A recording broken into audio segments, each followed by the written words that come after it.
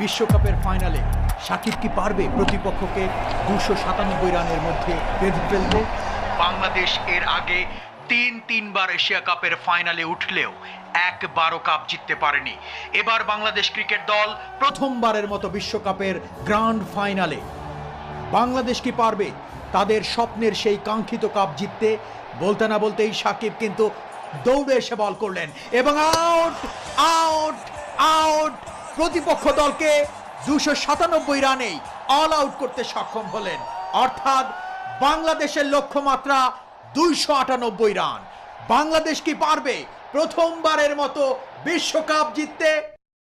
প্রস্তুত তামিম ইকবাল, বল করলেন bowler, over the wicket, cover drive, ball চলে যাচ্ছে গড়িয়ে গড়িয়ে শেষ পর্যন্ত সীমানার বাইরে। প্রথম বলেই